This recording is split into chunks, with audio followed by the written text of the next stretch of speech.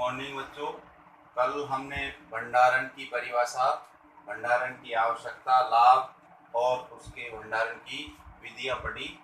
आज पढ़ते हैं पशुपालन। पशुपालन क्या है? जैसे कि नाम से ही पता लग रहा है, पशुओं को पालना ही पशुपालन कहलाता है। तो देखो कैसे, तो घरों के अंदर या बड़े जो फॉर्म होते हैं उन पर पालने वाले जो पालतू पशु होते हैं उनको उचित भोजन, आवास और देखभाल की आवश्यकता होती है। जब यह कार्य बड़े पैमाने पर यदि किया जाता है तो इसी को क्या कहते हैं? पशुपालन। देखते भी हैं कि कोई भी पशु होता है उसको पालने के लिए उचित भोजन चाहिए, आवास चाहिए और उसकी उचित देखभाल चाहिए। तो ये सभी कार्य यदि बड़े स्तर पर किए जाते हैं या बड़े पैमाने पर किया जाता है तो उसी को क्या कहेंगे? पशुपालन। या ये भी कह सकते हैं कि पालतू पशुओं को कृत्रिम रूप से पालना ही पशुपालन कहलाता है। इसी से संबंधित कुछ बातें हैं। भारत में यदि देखें तो भैंस, गाय, भेड़, बकरी आदि का क्या करते हैं? दुग्ध या दूध जो होता है, मांस और अन्य उत्पादों को प्राप्त करने के लिए पशुपालन किया जाता है। किस किस के लिए बता रहे हैं? भैंस, गाय, भेड़, बकरी। मुख्य रूप से इनका दुग्ध उत्पादन और मांस के लिए क्या करते हैं? इनको पशुपालन करते हैं। इसी प्रकार देखो, भारत में ही मछली पालन, मुर्गी पालन, रेशम कीट पालन, मधुमक्खी पालन आदि का कार्य भी बड़े स्तर पर किया जाता है। मछली पालन के अंतर्गत मछलियों से खाद्य पदार्थ प्राप्त किए जाते हैं या इससे भोजन प्राप्त होता है, जिसमें प्रोटीन की मात्रा भी काफ़ी होती है।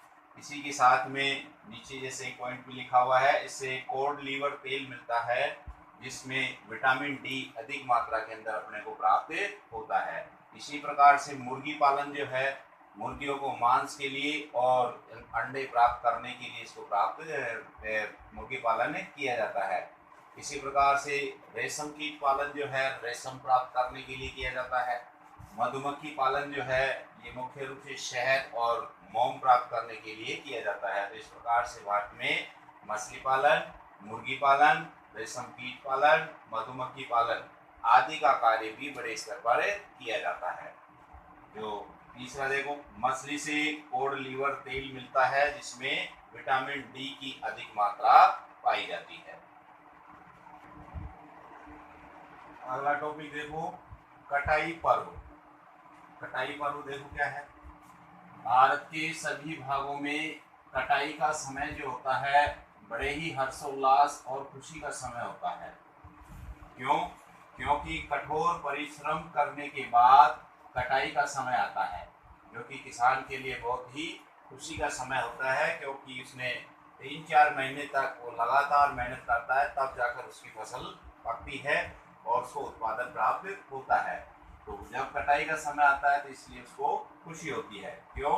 क्योंकि स्वर्णिम दानों से भरी हुई खड़ी फसल जो होती है, किसान के हृदय में हर्षोल्लास और खुशी का एक भाव संचालित करती है। क्यों कह रहे हैं इसको?